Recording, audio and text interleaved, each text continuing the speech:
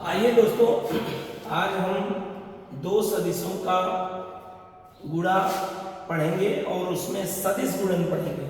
आज हम दो सदिशों का सदिश गुणन यानी क्रॉस प्रोडक्ट पढ़ेंगे।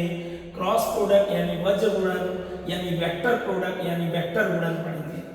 कल हमने पढ़ा था पिछले वीडियो में दो सदिशों का डॉट गुणन कैसे निकालते हैं। आइए आज पढ़ते हैं दो सदिशों का सदिश गुणन हम कैसे निकालते हैं, वज्र गुणन कैसे निकालते हैं। तो आइए, ये रहा, देखिए दो सदिशों का सदिश गुणन यानी क्रॉस गुणन यानी वज्र गुणन, वेक्टर गुणन भी इसे कहते हैं हम। इस क्रॉस प्रोडक्ट का टू वेक्टर्स ये कैसे निकालते हैं, ये क्या होता है, इसकी डिफिनीशन आइए देखते हैं। आप सभी से रिक्वेस्ट है वीडियो को लाइक और सब्सक्राइब जरूर करें दोस्तों, अपने दोस्तों को भी फॉरवर्ड करें ताकि उनके भी नॉलेज में वृद्धि हो। देखिए दो सदिशों का सदिश गुणन कैसे करते हैं, कैसे निकालते हैं। तो मान लीजिए आपके पास एक वेक्टर है, वेक्टर ए। कल हमने कुछ उदाहरण बताए थे आपको, some examples of vector product. दो वेक्टरों का गुणन, जैसे वेक्टर आर और वेक्टर आर का क्रॉस प्रोडक्ट क्या होता है, टॉर्क होता है, बल आघूर्ण। जैसे कोणीय वेग ओमेगा एंगुलर वेलोसिटी है, कोणीय वेग ओमेगा एंगुलर वेलोसिटी, और ये पोजीशन वेक्टर है, रेडियस वेक्टर है, ये दोनों का क्रॉस प्रोडक्ट कहलाता है लीनियर वेलोसिटी, रेखीय वेग। ठीक इसी तरह से लीनियर एक्सेलरेशन ए वेक्टर बराबर angular acceleration alpha cross radius vector vector r. इसी तरह से आप 12th में देखेंगे दो vector cross linear velocity v और चार्ज के लीनियर वेलोसिटी v और चार्ज जिस मैग्नेटिक फील्ड में मूव कर रहा है वह मैग्नेटिक फील्ड, उन दोनों का क्रॉस करेंगे और चार्ज से मल्टीप्लाई करेंगे तो उस चार्ज पर लगने वाला फोर्स आ जाएगा फोर्स वेक्टर। तो इस तरह से क्रॉस प्रोडक्ट दो वेक्टरों का हमारे लिए कितना इंपॉर्टेंट है, देखिए बहुत सारी जगहों पे आपको मिलेगा। तो आइए इसकी डिफिनीशन क्या है, आइए समझते हैं। जैसे मान लीजिए एक वेक्टर आपका वेक्टर ए ये है और दूसरा वेक्टर ये है वेक्टर बी। जैसे कि यहाँ पर ये वेक्टर ए का काम करेगा और ये वेक्टर बी का काम करेगा। तो वेक्टर ए क्रॉस वेक्टर बी निकालना है आपको, क्योंकि जब तक दोनों का क्रॉस नहीं निकालेंगे तब तक ना तो टाउ निकाल पाएंगे, ना तो वेलोसिटी वेक्टर निकाल पाएंगे, ना एक्सेलरेशन वेक्टर, ना तो फोर्स वेक्टर।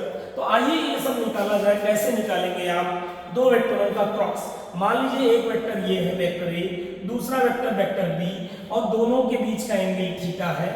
ठीक, इन दोनों का मुझे क्रॉस करवाना है, क्रॉस प्रोडक्ट कितना होगा। तो डिफिनीशन क्या है और कैसे निकालते हैं एक साथ समझ लीजिएगा। मान लीजिए आपके पास पहला वेक्टर वेक्टर ए है और दूसरा वेक्टर वेक्टर बी है। तो इन दोनों का क्रॉस प्रोडक्ट कैसे निकालते हैं, ध्यान से देखिएगा। सबसे पहले वेक्टर का मैग्नीट्यूड लिखेंगे। इसका मैग्नीट्यूड आप जानते हैं कैसे लिखा जाता है, कल मैंने बताया था पिछले वीडियो में। मैग्नीट्यूड लिखने के लिए केवल ये वेक्टर हटा दीजिए, ये एरो निशान जो ये सिंबल है, तो इसका मैग्नीट्यूड का सिंबल तैयार हो जाएगा। तो इस वेक्टर का ये मैग्नीट्यूड होगा।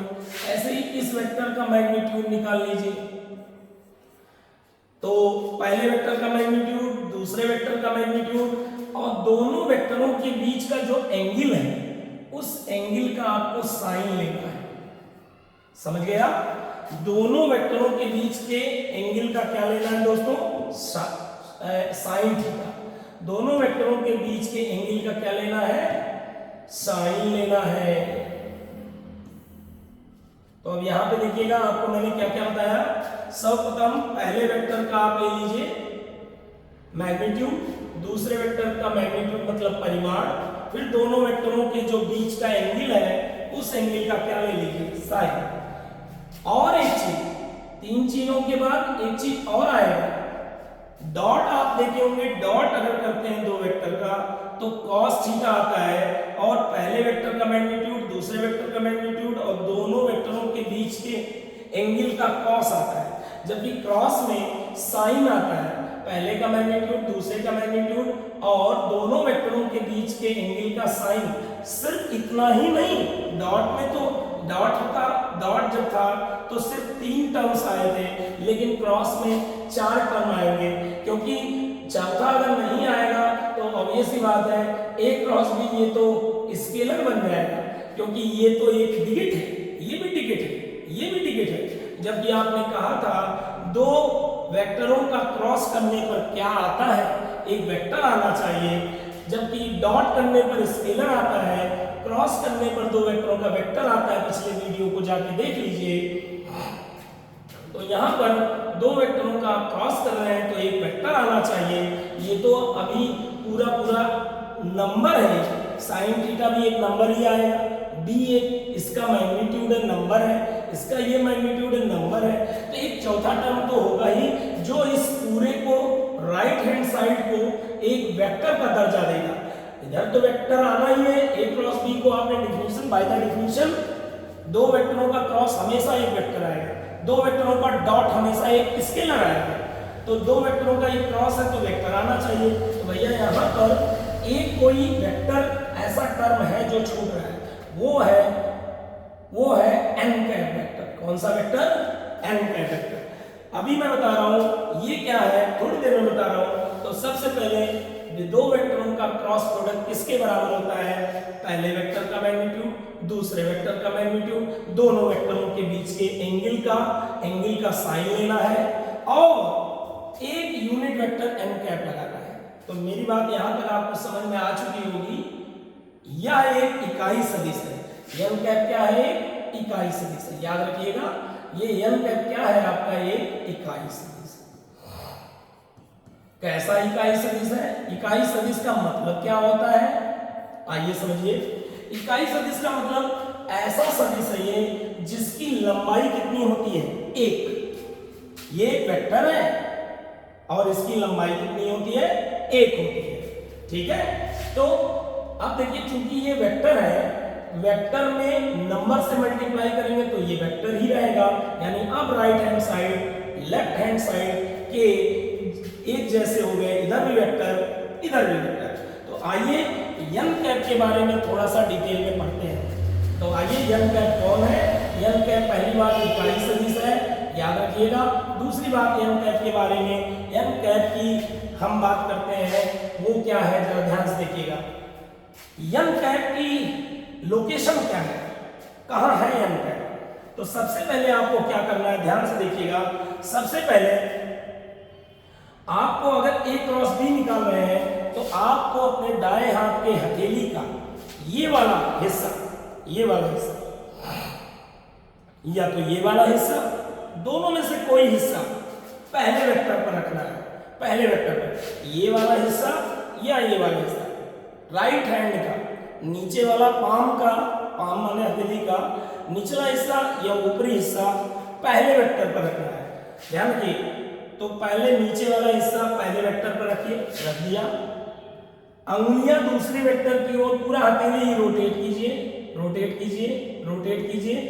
अंगूठा जिस डायरेक्शन में पॉइंट करेगा उसी डायरेक्शन में है यह m कैप, ये वेक्टर उसी डायरेक्शन में। तो मान लीजिए बोर्ड के तल के, ये देखो बाहर आ रहा है ना, एक a to b, a cross b, ये अंगूठा किधर की ओर पॉइंट कर रहा है? बोर्ड के तल के बाहर। मान लीजिए ये बोर्ड के तल के बाहर कौन सा एक्सिस है? z एक्सिस, ये x एक्सिस, और अंदर की ओर मान लीजिए ये x एक्सिस है और ये y एक्सिस है और ये बोर्ड से बाहर z एक्सिस है। तो ये x एक्सिस, ये जो m कैप है, ये आपके बोर्ड से बाहर है। बोर्ड में आपका x एक्सिस, y एक्सिस, ये z एक्सिस बाहर है। ठीक। तो n कैप जो है आपका किस डायरेक्शन में है? z वेक्टर की डायरेक्शन, z एक्सिस की डायरेक्शन में है n कैप, इस डायरेक्शन में है। समझ गए आप? इस डायरेक्शन में है अंगूठे की डायरेक्शन में, बोर्ड के प्लेन के परपेंडिकुलर अप और अप साइड। ठीक है। तो इसकी डायरेक्शन बताइए किधर होगी? इसकी डायरेक्शन है vector a and vector b दोनों के परपेंडिकुलर, दोनों के लंबवत। देख रहे हैं, यही तो है दोनों के लंबवत, इस डायरेक्शन में है n कैप। याद रखिएगा, n कैप वेक्टर a के भी 90 डिग्री पर है, ठीक, और n कैप वेक्टर b से भी कई डिग्री पर है? 90 डिग्री पर। ये वेक्टर b है, उससे n कैप देखो कितने डिग्री पर है? 90 डिग्री पर। समझ में ना? देखिए ये कितने डिग्री है 90, और वेक्टर ए से भी n कैप कितने डिग्री पर है, देखिए 90 डिग्री पर। तो n कैप याद रखिएगा, n कैप ए और वेक्टर बी दोनों के लंबवत होता है, ठीक है। तो n कैप क्या है, वेक्टर ए व वेक्टर बी दोनों के लंबवत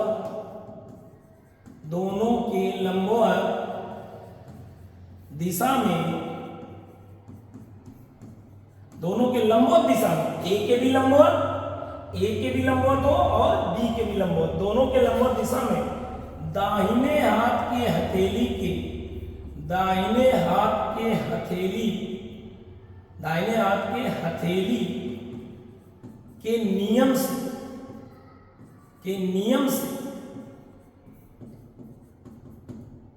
नियम से इकाई सदिश है, दाहिने हाथ के नियम से इकाई सदिश है।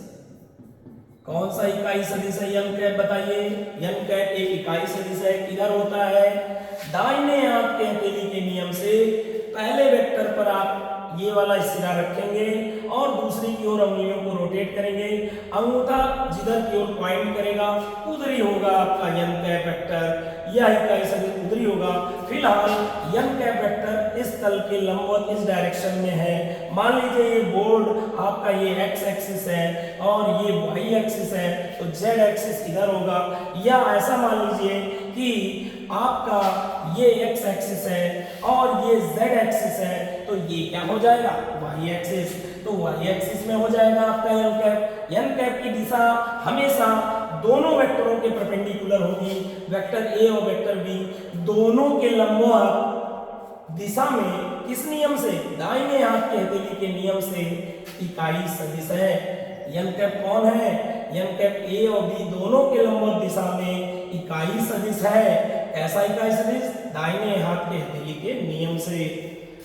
तो अब आगे हम लोग चलते हैं, a क्रॉस b आपको समझ में आ चुका है। a क्रॉस b का मतलब पहले का मैग्नीट्यूड, दूसरे का मैग्नीट्यूड, दूसरे वेक्टर का मैग्नीट्यूड, दोनों वेक्टरों के बीच के एंगल का साइन, और इन दोनों वेक्टरों के लंबवत दिशा वाला इकाई सदिश, वो भी किस हथेली के नियम से, दाहिने हाथ के हथेली के नियम से n का इकाई सदिश।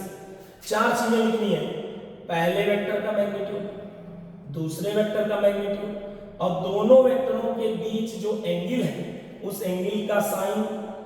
चौथी चीज, दोनों वेक्टर के परपेंडिकुलर, दोनों वेक्टर के लंबवत दिशा में इकाई सदिश, वो भी किधर, ऊपर वाला कि नीचे वाला लंबवत, वो दाहिने हाथ से आपको पता चलेगा। आप पहले वेक्टर पर ये रखिएगा और दूसरे की ओर घुमाइएगा उंगलियां, अंगूठा जिधर आएगा उधर वाले लंबवत दिशा में।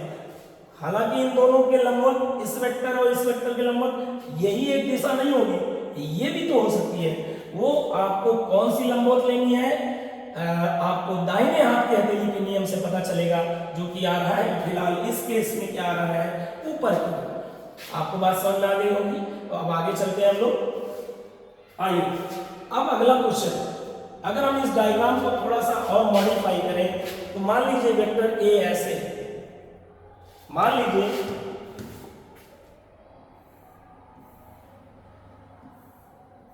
ये वेक्टर ए ऐसे और वेक्टर बी ऐसे है और दोनों के बीच का एंगल थीटा है, ठीक।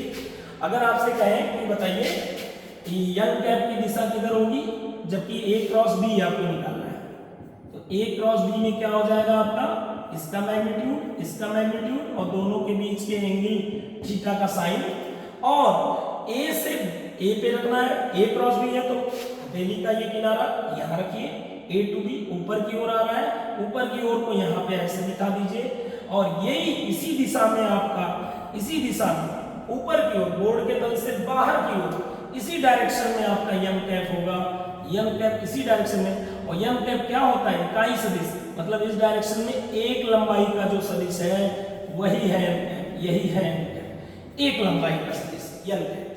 समझ गए। अगर हमें यहाँ b क्रॉस a निकालना हो तो कैसे निकालेंगे, बहुत आसान। अब हम हथेली का किनारा किस पर रखेंगे, b पर। अब ध्यान में b से किसकी ओर ले चलना है, अंगुलियों को a की ओर। तब तो a की ओर जाएंगे तो आप देखिए यहाँ पर जो एंगल आएगा आप इतना आएगा, ध्यान दीजिए एंगल 180 से ज्यादा नहीं होना चाहिए। अगर एंगल 180 से ज्यादा है तो ये वाला किनारा इस्तेमाल करना पड़ेगा। समझ गए आप?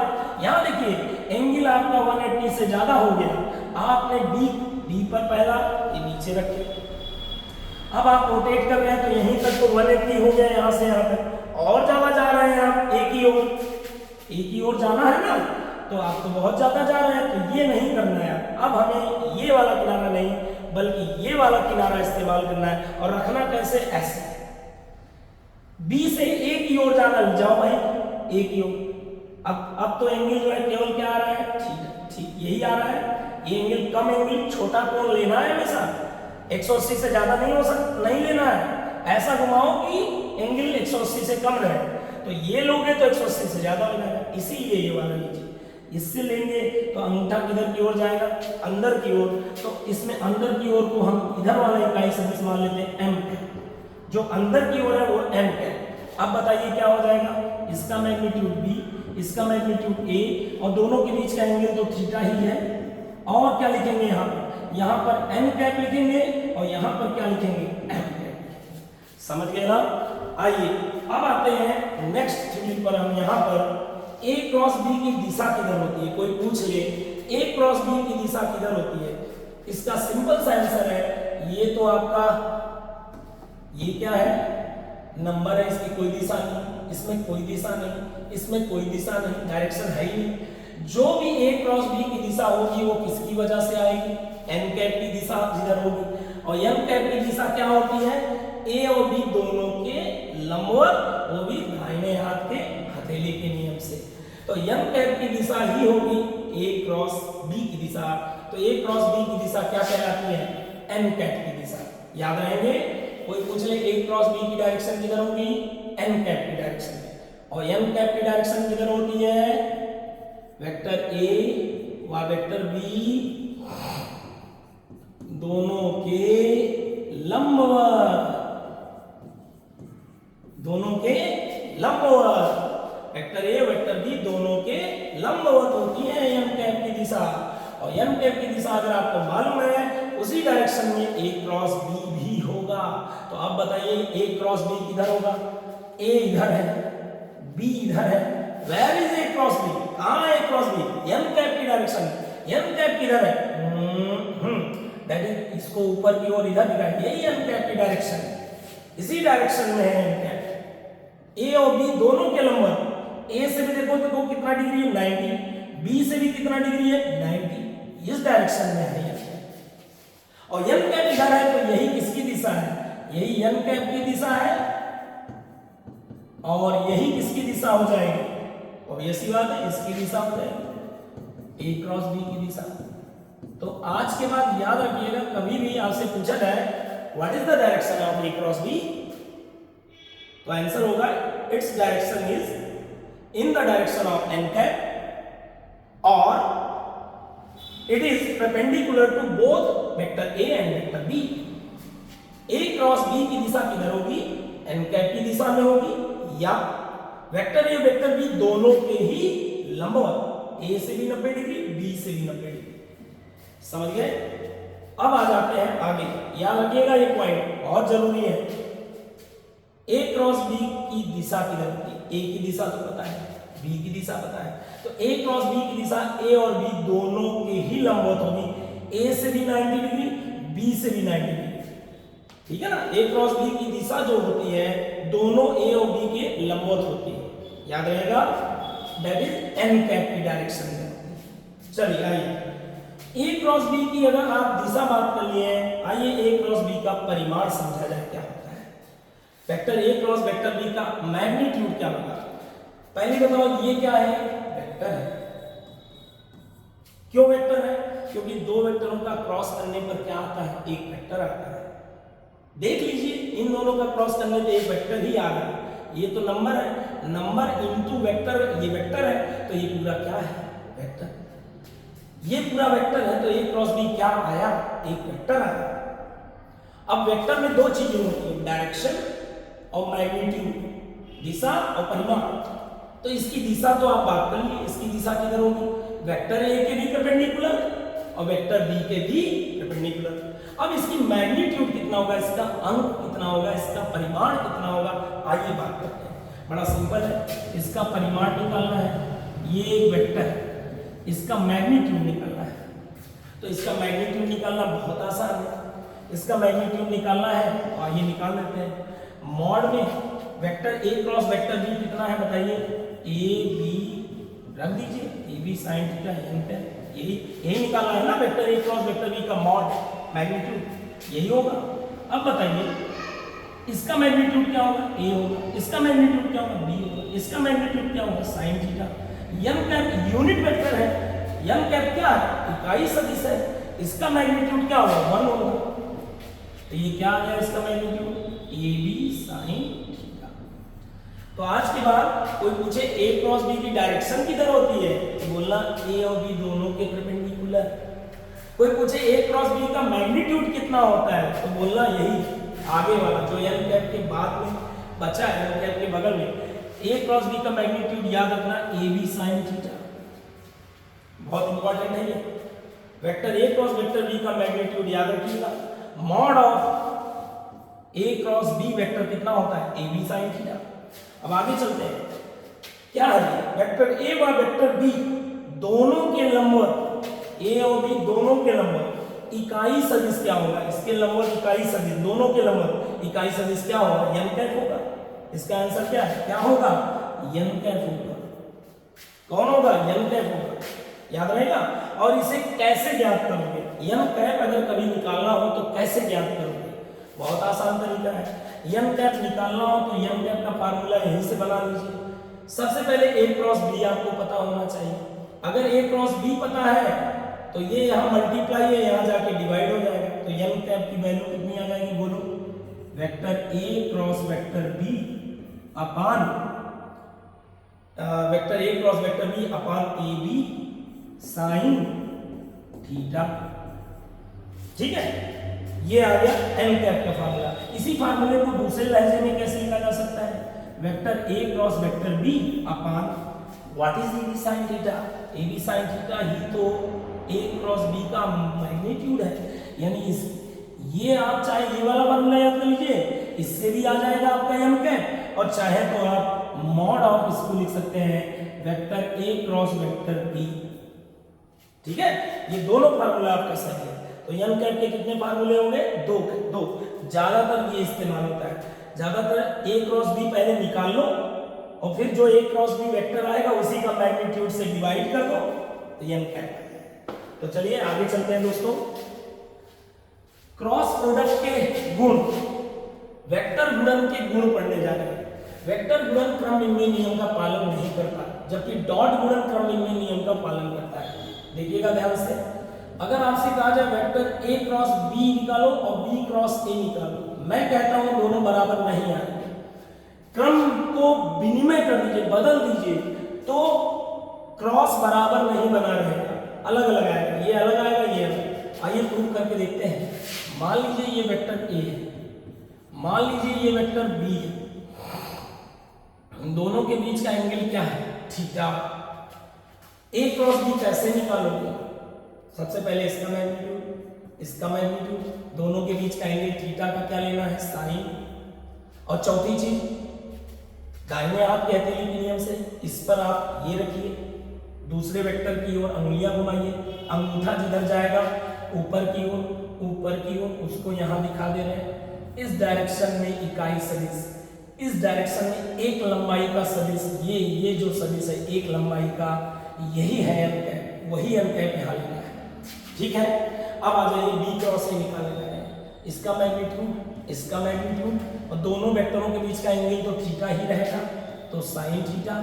अब आ जाइए बी से ए की ओर जाना है, तो अगर इसी से आप बी से ए की ओर जाएंगे तो गड़बड़ हो जाएगा, 180 से ज्यादा हो जाएगा। तो अब ऐसे चलिए, बी से ए की ओर चलेंगे तो अंगूठा किधर जाएगा, अंदर की ओर, अंदर की ओर। इस डायरेक्शन में मुझे यूनिट वेक्टर चाहिए, एक लंबाई का वेक्टर, एक लंबाई का वेक्टर, एक लंबाई का वेक्टर, ये चाहिए। तो ये कितना होगा, अगर ये एन कैप है तो ये मान लो एम कैप है। ठीक है, ये मान लो कितना है, एम कैप, ये मान लो एम कैप है, इस दिशा वाला इकाई सदिश ये रहा एम कैप। अब आगे देखिए, बी ए साइन थीटा। अब आप जानते हैं अगर दो वेक्टर बराबर लंबाई के हैं, एक है m कैप तो दूसरा क्या होगा, इसी का पलट के ये है, तो इसका m कैप को क्या लिखा जा सकता है, वेक्टर n कैप का माइनस, वेक्टर n कैप का माइनस, वेक्टर n कैप का माइनस। तो m कैप के जगह पर लिख सकते हैं n कैप का माइनस। सॉल्व करके देखिए क्या है, minus B A sine theta n cap minus B A sine theta n cap. अब साफ साफ आपको ये पता चल रहा है कि a क्रॉस b क्या आया है, A B sine theta n cap, b cross a क्या आया है, minus B A sine minus A B sine theta n cap. क्या आया है, यहाँ पर दोबारा मैं लिख देता हूँ, देखिए ध्यान से, ये क्या आया है, minus A B sine theta n cap. a cross b क्या आया है, सिर्फ A B sine theta n cap. b cross a क्या आया, minus A B sine theta n cap. क्या दोनों इक्वल है, बिल्कुल नहीं। अच्छा अगर दोनों को बराबर करना हो तो कैसे बराबर करोगे, ऐसे। आप बताइए a क्रॉस b कितना आया है। पहले तो एक बात तय हो गया कि दोनों बराबर नहीं होते, दोनों बराबर नहीं होते, और दोनों बराबर करना है तो कैसे करोगे, a क्रॉस b होता है A B sine theta n cap. अब आप जानते हैं b क्रॉस a कितना आया है, b क्रॉस a वो आया minus A B sine theta n cap. Minus को माइनस, इसके जगह पर क्या लिख सकते हो बताओ, इसके जगह पर ये लिख सकते हो माइनस ए क्रॉस बी। तो एक फार्मूला बन गया, अगर कभी by chance b cross a को आपको लिखना हो a क्रॉस b तो क्या लगा के लिखोगे a क्रॉस b के सामने, माइनस। अब आप बताइए अगर p क्रॉस q को मुझे लिखना है q क्रॉस p के टर्म्स में, तो यहाँ पर क्या लगाना पड़ेगा, माइनस। p क्रॉस q की जगह पर माइनस q क्रॉस p लिख सकते हैं। p क्रॉस q की जगह केवल q क्रॉस p नहीं लिख सकते क्योंकि दोनों बराबर ही नहीं होते। a क्रॉस b की जगह या b क्रॉस a की जगह a क्रॉस b नहीं लिख सकते, b क्रॉस a की जगह a क्रॉस b के सामने माइनस लगाना पड़ेगा अगर लिखना है तो। अब आते हैं, क्या ये वितरण नियम का पालन करता है क्रॉस गुणन, हाँ वितरण नियम का ये पालन करता है। That is vector a cross अगर लिखा है vector b plus vector c, ऐसे लिखा है मान लीजिए, तो यहां पर आप vector a cross vector b plus ये जो मल्टीप्लाई का सिंबल है ये अंदर डिस्ट्रीब्यूट कर सकते हैं, वितरण कर सकते हैं, a cross b plus a cross c। बस सावधान ये रहिएगा कि आप a क्रॉस b ही लिख सकते हैं, b क्रॉस a यहां मत लिख लीजिएगा, क्रम का ध्यान रखना है। आगे चलते दो लंबवत सदिशों का क्रॉस गुणन। मान लीजिए एक वेक्टर ये है वेक्टर ए और एक वेक्टर इसके परपेंडिकुलर है वेक्टर बी, और दोनों के बीच में 90 डिग्री है, तो a क्रॉस b कितना हो जाएगा, आइए निकाल के देखते हैं। पहले का मैग्नीट्यूड दूसरे का मैग्नीट्यूड, दोनों के बीच एंगल कितना है 90, साइन 90, समझ गए, साइन 90। और a से b की ओर जाते समय दाहिने हाथ के हथेली के नियम से अंगूठे की डायरेक्शन में यूनिट वेक्टर इकाई सदिश वो किधर आ रहा है, ऊपर यन, समझ गए। तो इन दोनों के लंबवत है यन के, सॉल्व करो ये कितना आ जाएगा, ये आ जाएगा a b sin 1 और ये n cap a b n cap, a cross b आ गया। तो दो लंबवत सदिशों का क्रॉस गुणन ऐसे करते हैं।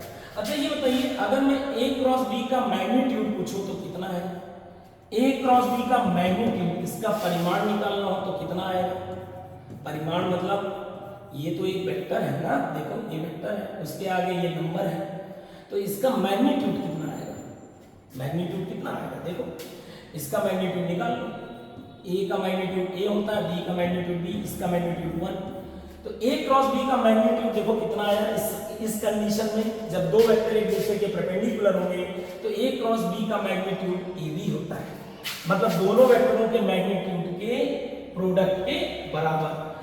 समझ गए ना, आपने ये अभी थोड़ी देर पहले पढ़ा है, vector a cross vector b का मॉड कितना होता है, मैग्नीट्यूड, इसका फार्मूला पढ़ा ab sin थीटा होता है, ये पढ़ा था कि नहीं थोड़ी देर पहले, यहाँ देखिए a क्रॉस b का मैग्नीट्यूड क्या होता है, ab sin थीटा।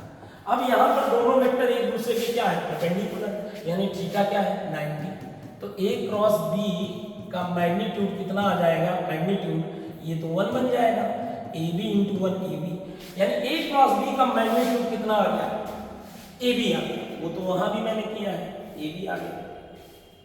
मुझे ये जानना है A क्रॉस B का मैग्नीट्यूड मैक्सिमम है ये कि मिनिमम है। देखो साइन थीटा मैक्सिमम वैल्यू आपने लिया है, थीटा इक्वल टू 90 लिया है ना, दोनों वेक्टरों के बीच का एंगल 90 है, और 90 जब होता है एंगल तो साइन मैक्सिमम पहुंच जाता है। अगर ये मैक्सिमम है तब A क्रॉस B का मैग्नीट्यूड जो आएगा वो मैक्सिमम आएगा, यानी जब थीटा 90 है, जब थीटा क्या हो, जब थीटा 90 हो जाए तब A क्रॉस B जो भी निकल के आएगा इसका मैग्नीट्यूड परिमाण वो क्या आएगा, मैक्सिमम आने लगेगा। अभी देखो थीटा 90 नहीं है तो यहाँ मैग्नीट्यूड आपका नॉर्मल है। जैसे ही थीटा 90 होता है तो दो वेक्टरों के क्रॉस का जो मैग्नीट्यूड होता है वो मैक्सिमम हो जाएगा। और कितना होता है, दो वेक्टरों के क्रॉस के मैग्नीट्यूड मैक्सिमम कब होता है, जब थीटा 90 हो। कितना होता है, उन दोनों वेक्टरों के मैग्नीट्यूड के प्रोडक्ट के बराबर। आइए दो समांतर सदिशों का क्रॉस गुणन करते हैं। जैसे आपके पास एक वेक्टर ये है और दूसरा वेक्टर आपका इसी डायरेक्शन में है, वेक्टर भी, दोनों एक ही डायरेक्शन में, तो एंगल क्या होगा, 0।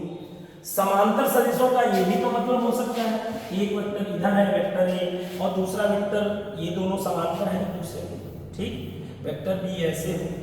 अब दोनों के बीच का एंगल बताओ कितना है, 180 डिग्री। ये दोनों ही आपस में समांतर है, ये दोनों आपस में, ये दोनों आपस में, सॉरी, ये दोनों आपस में समांतर है, ये दोनों, और ये दोनों आपका आपस में समांतर है, ठीक है जी। दो वेक्टर यहां पर आपस में समांतर है, दो वेक्टर यहां आपस में, इन दोनों का जरा क्रॉस निकालिए। समांतर से क्रॉस क्या होगा, पहले का मैग्नीट्यूड दूसरे का magnitude, sine theta N cap, यही होता है ना। अब आप बताइए थीटा क्या है, 0, थीटा 0 डालिए, A B sine 0 N cap, sine 0 की वैल्यू क्या होती है, 0, ये टोटल क्या हो जाएगा, 0। ए क्रॉस बी कितना आ गया, 0, ए क्रॉस बी कितना आ गया, 0। तो जब दो समांतर सदिश होते हैं तो उनका क्रॉस प्रोडक्ट क्या होता है, 0। ये भी याद रखिएगा, दो समांतर सदिशों का क्रॉस प्रोडक्ट हमेशा क्या होता है, 0। अगर ये वाले समांतर लिए जाए तब भी आप जानते हैं ए क्रॉस बी कितना आएगा, पहले का मैग्नीट्यूड दूसरे का मैग्नीट्यूड, दोनों के बीच का एंगल 180 और एन का साइन 180 कितना होता है, 0। तो क्या आ जाएगा, फिर से 0 आ जाएगा। जो जब भी दो वेक्टर एक दूसरे के पैरेलल होते हैं, चाहे यूनिडायरेक्शनल चाहे एंटी डायरेक्शनल पैरेलल हो, ये भी पैरेलल है ये भी पैरेलल है, हमेशा क्रॉस प्रोडक्ट क्या है, 0। अब आपसे एक चीज पूछते हैं, दो वेक्टरों के क्रॉस प्रोडक्ट का मैग्नीट्यूड क्या होगा, यहाँ पर इसका मैग्नीट्यूड क्या है, जब ए क्रॉस बी 0 है तो उसका मैग्नीट्यूड क्या आएगा, 0। अब बताओ मैग्नीट्यूड क्रॉस प्रोडक्ट का, दो वेक्टरों के क्रॉस प्रोडक्ट का मैग्नीट्यूड क्या आ रहा है, 0। यहाँ दो वेक्टरों के क्रॉस प्रोडक्ट का, जब वे वेक्टर लंबवत थे तब दो वेक्टरों के क्रॉस प्रोडक्ट का मैग्नीट्यूड क्या आया था, मैक्सिमम आया था, क्योंकि थीटा आपका 90 और तब साइन की वैल्यू मैक्सिमम हो जाती है। यहाँ पर आप देखिए, अगर आप निकालें इसी फार्मूले को लगा दीजिए जो ऊपर है यहाँ वाला, वेक्टर ए क्रॉस बी का मैग्नीट्यूड कैसे निकालते हैं, ये फार्मूला होता है ना, लगाइए। थीटा की वैल्यू कितनी है, 0, चाहे 180 रखिए, दोनों केस में ये कितना बन जाएगा, मिनिमम होगा। तो ये प्रोडक्ट क्या है, क्रॉस प्रोडक्ट का मैग्नीट्यूड क्या आएगा, मिनिमम आएगा। तो ये भी यहां से बात निकल के आ रही है, दो वेक्टरों का क्रॉस प्रोडक्ट का मैग्नीट्यूड मिनिमम कब होता है, जब वे दोनों वेक्टर एक डायरेक्शन में हो या अपोजिट डायरेक्शन में हो, एक ऐसे है दूसरा ऐसे, या दोनों एक डायरेक्शन में हो या अपोजिट, यानी दैट इज समांतर बोल दीजिए, पैरेलल वेक्टर। और दो वेक्टरों के क्रॉस प्रोडक्ट का मैग्नीट्यूड मैक्सिमम कब होगा, जब दोनों वेक्टर एक दूसरे के लंबवत हो। अब तीसरा आपसे पॉइंट, कब दो वेक्टरों का क्रॉस 0 आता है, तभी 0 आता है जब दोनों वेक्टर एक दूसरे के क्या हो, पैरेलल।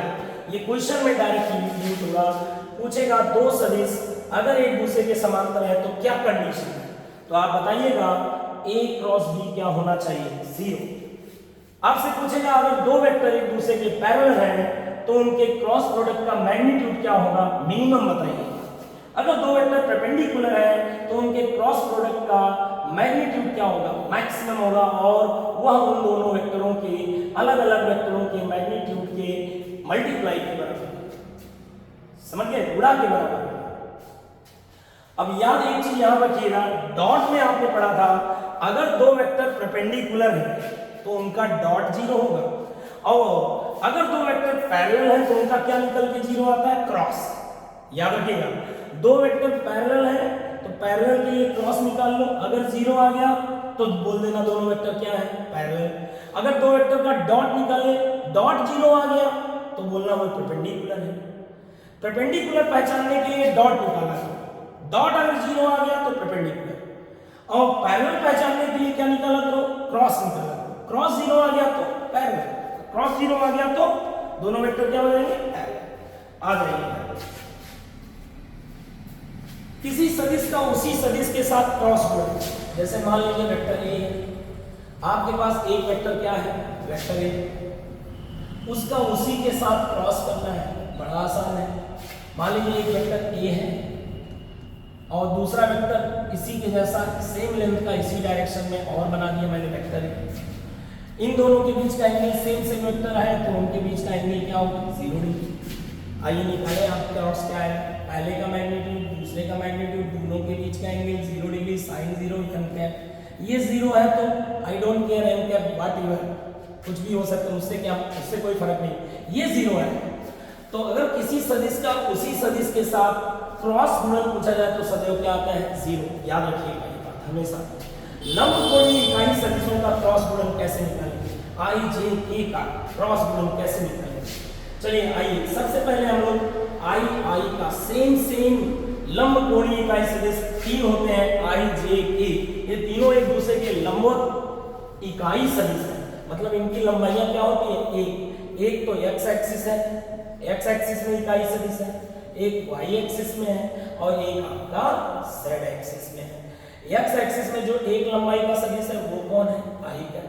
y एक्सिस में जो एक लंबाई का सदिश है वो कौन है? j cap. z एक्सिस में जो एक लंबाई का सदिश है वो कौन है? k cap. ऐसे ही माइनस x एक्सिस में जो एक लंबाई का सदिश होगा ये क्या होगा? Minus i cap. बात समझ रहे हैं आप? माइनस x एक्सिस में जो एक लंबाई का इकाई सदिश होगा वो क्या होगा? Minus i cap.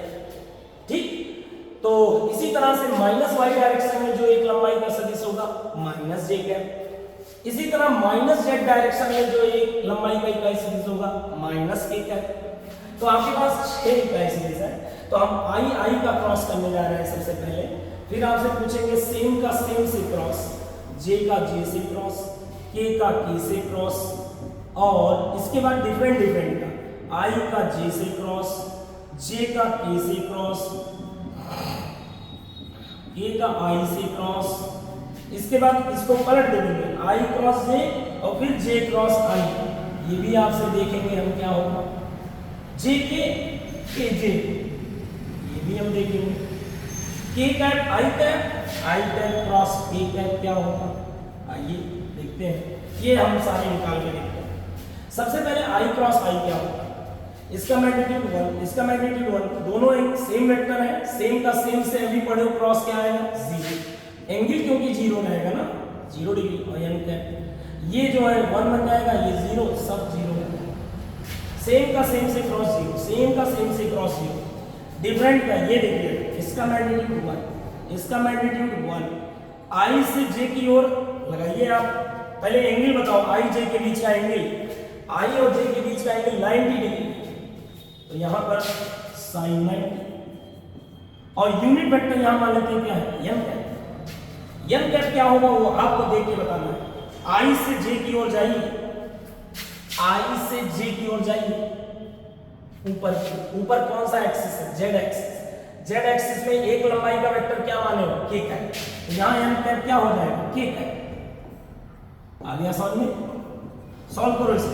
1 × 1 1, 1 × 1, sin of t की वैल्यू 1, ये k कैप, यानी i cap J cap I cap cross J cap क्या होता है, के कैप, आई से जे की तरफ के कैप। इसी तरह इसको आप करके देखिएगा, जे कैप क्रॉस के कैप आई कैप होगा, के कैप क्रॉस आई कैप जे कैप आएगा। ये उत्तर प्लस में ही आएगा, याद रखिएगा प्लस आएगा। लेकिन अगर आपने ध्यान दीजिएगा, अब आपको एक ट्रिक बताने जा रहे हैं, ध्यान से देखिए। या आई मान लीजिए, अल्फाबेट में अंग्रेजी में आई के बाद क्या आता है जे, और जे के बाद क्या आता है के। ऐसे बना लिया कीजिए या दिमाग में याद कर लीजिए, आई के बाद जे के बाद के। तो अगर आप लोग कभी आई क्रॉस जे करोगे तो क्रम से चल रहे हो ना अंग्रेजी के, तो आई क्रॉस जे अंग्रेजी का क्रम, आपने अंग्रेजी के अक्षरों का क्रम गड़बड़ाया नहीं है, तो आई क्रॉस जे का आंसर प्लस के आएगा, याद रखिएगा। आई क्रॉस जे का आंसर देखो क्या है, ए। अगर मैं जे क्रॉस के पूछूं तो क्या आएगा, जे के बाद के आता, बिल्कुल सही, तो आपका आंसर क्या आएगा, आई। अगर हम पूछूं, अब देखो के के बाद, इसमें अल्फाबेट में तो के के बाद एल आएगा, बट यहाँ के के बाद आई है, यही आपको क्रम याद रखना है। आई से जे पे जा रहे हो, आई क्रॉस जे तो के बोलना, जे क्रॉस के तो क्या बोलना, आई, जे क्रॉस के आई, के क्रॉस आई क्या होगा, के क्रॉस आई क्या होगा, वो होगा जे। अभी तो सब नॉर्मल है। अब देखो ये क्या चल रहा है, डायरेक्शन हमेशा ऐसे ही बनाना, आई से जे से के, आई से जे से के नॉर्मल डायरेक्शन है, ये प्लस प्लस प्लस आएगा। लेकिन अब जे से आई जा रहे हो, इधर से इधर जा रहे हो, उल्टा जा रहे हो, जे से आई जा रहे हो ये डायरेक्शन में, तो उल्टा जा रहे हो, आप उल्टा जा रहे हो, तो इसका आंसर क्या आएगा, माइनस के। और नहीं समझ में आ रहा है तो ऐसे कर लिया करो भाई, इसका मैग्नीट्यूड क्या होगा 1, इसका मैग्नीट्यूड 1, यूनिट वेक्टर है इकाई सदिश, इनके बीच का एंगल 90 तो साइन 90, और इकाई सदिश मान लो क्या है एन कैप। एन कैप कैसे निकालोगे, जे से आई की ओर ले आओ दाहिना, जे पे ये रखो कि ये, देखते हैं पहले ये रखो, जे से आई की ओर ये तो 270 हो जाएगा, तो ये रखो जे से आई की ओर 180 से ज्यादा नहीं होना चाहिए भाई, ये तो 270 हो जाएगा। तो जे से आई की ओर ऐसे आएंगे, ये वाला वेक्टर जे से आई, अंगूठा किधर जा रहा है, अंदर की ओर, अंदर की ओर इकाई सदिश क्या है, इधर ऊपर की ओर के कैप, तो अंदर की ओर माइनस के कैप, तो इसके जगह पर क्या हो जाएगा दोस्तों, माइनस के कैप। सॉल्व करो कितना आया, सॉल्व करो इसे कितना आया, ये 1 और ये माइनस के, तो फाइनली क्या आ गया ये माइनस। देखा ना आपने, जे क्रॉस आई उल्टा जब चलोगे तो याद रखिएगा माइनस के, और इसी तरह के क्रॉस जे क्या आएगा, के से जे जा रहे हो, उल्टा जा रहे हो, तो बचा क्या आई आएगा, लेकिन किसके साथ, माइनस के साथ। आई क्रॉस के, आई से के उल्टा है, तो आंसर क्या आएगा, जे आएगा, बट किसके साथ, माइनस के साथ। दोस्तों आप सभी से रिक्वेस्ट है, वीडियो को लाइक और सब्सक्राइब जरूर करें। इसके आगे के रिमेनिंग हमारे पास बहुत सारे क्वेश्चन हैं, अभी नेक्स्ट वीडियो में आपको ये मिलेंगे, ये मटेरियल आपको नेक्स्ट वीडियो में मिलेंगे। देखिए इस तरह के अच्छे अच्छे क्वेश्चन है हमारे पास, इनको हम करेंगे, और आप सभी लोगों से रिक्वेस्ट है वीडियो को लाइक और सब्सक्राइब जरूर करें। आशा है कि आपको ये अच्छे से समझ में आया होगा। अगर आपको कोई प्रॉब्लम है, कोई चीज़ नहीं समझ में आ रहा है, आप मैसेज करें। धन्यवाद।